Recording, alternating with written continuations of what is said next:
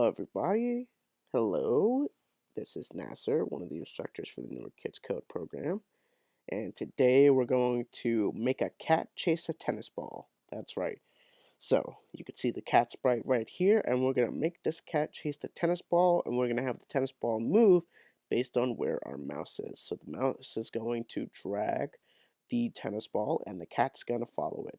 Cat's going to chase it, just like cats do. So we have everything set up for your convenience so that you know how easy it is, so that you don't feel a little bit intimidated, and so that you know exactly what to do right from the get-go. Now, you have two sprites in our sprite area. So we have the cat and we have the tennis ball. And as you've learned in previous lessons, the scripts that are in each sprite only run for that sprite. So you can't expect the script, which is for the tennis ball, to work for the cat, because that just does not work. It makes sense. So we go to our cat sprite, and with our cat sprite, we have when the event or the play button is clicked, the green flag is clicked, we start this program right here. So set rotation style all around. And what does that mean? That means that when it's rotating or when it moves, we could see it moving. We don't see it just being teleported to each spot.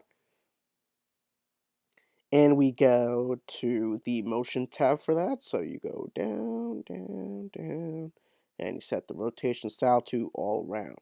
Now, we have the forever block right here, and that basically means that for as long as this program is running, I don't want my cat to stop. So, what do? We go to our control tab, get the forever block, which is right here. And then we want our cat to point towards the ball. Now, why do we want our cat to point towards the ball? For the very simple answer, it is, well, you can't really tell me, it's YouTube. So, we want it to point towards the ball because we wanted to see it chasing the ball. We want to see it going towards the ball. We don't want to see it, go in reverse chasing the ball. That would be pretty weird. So why do we have this glide right here? So I know that before you go to the motion tab, and to get the point towards, you get the block here, and then click on the arrow next to it, point towards mouse pointer or point towards ball. But the mouse pointer you're going to see in the tennis ball pretty soon, so you're going to see where the mouse pointer comes in. So why do we have glide? Well, basically we want to see the cat actually chasing or moving towards the tennis ball. We don't just want it to move. We want to see it chase the tennis ball. And for every time that we drag the tennis ball, we want to see it keep on moving. So that's why we have glide, and we have 0.5 seconds so that we could tell it, okay, for the mouse X and the mouse Y, or basically where the mouse is, right? We want it to glide in half a second.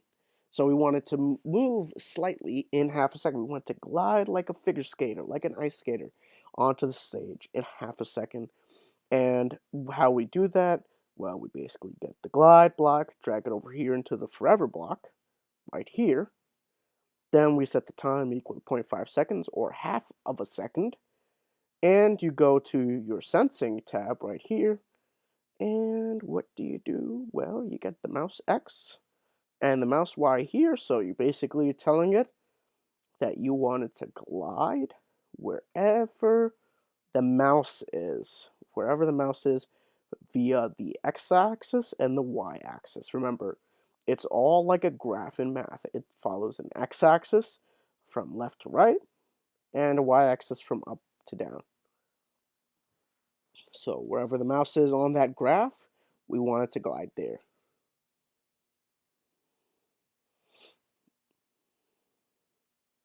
Now, if you want it to move, you could do that. We have the move block right here. Of course, it's not attached to anything because we don't want it to run.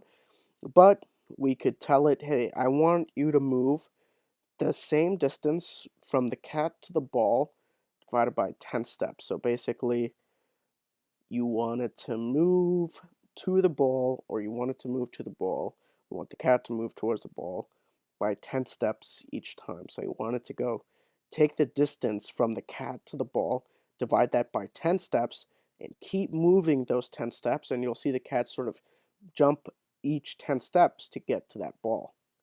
So let's see what happens when we use that instead of glide. So as you could see, the cat is like almost instantly moving.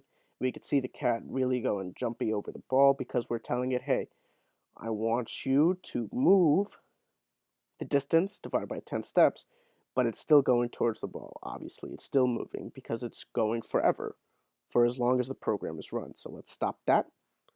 Let's see what happens if I put in the glide block instead. And you'll see it go a little bit slower. So as you can see, it wasn't as jumpy as it was before when we put the move. That's because it's gliding. That's because it's not moving. It's not really running towards the ball. It's simply just floating or skating towards the ball.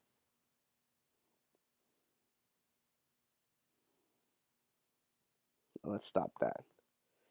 So we covered our script for the cat, but what about the tennis ball, right? Because tennis ball needs a script too. I mean, how is it going to follow the mouse if it doesn't have a script, right? It's not magic.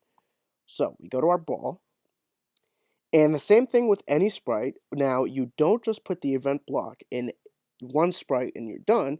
You want to put it in all the sprites to make sure that it runs perfectly, to make sure that nothing goes on without a hitch, to make sure it all goes on without a hitch, I should say. And we have the event block when the play button is clicked. And we go to our control tab, get the forever block right here.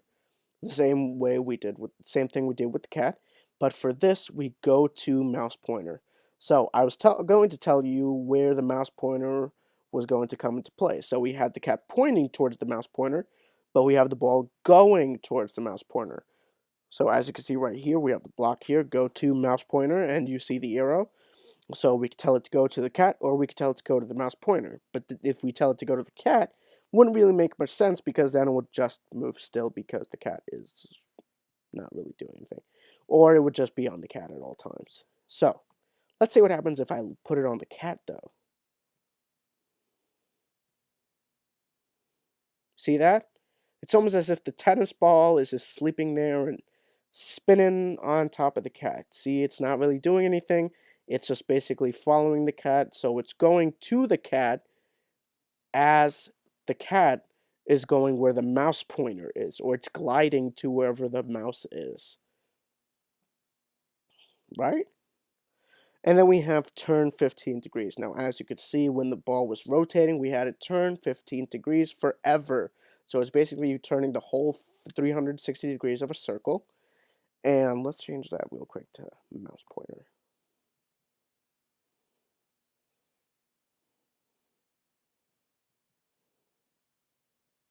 So there. So it's very simple to make. It's not that hard. And as you could see, we could add 2 sprites to it. We have to add 2 sprites to it. And we could either use move or we could use glide. And yeah, that's pretty much it. Like I said before, everything's set up for you so that you know exactly what to do. You know, it's not difficult to make.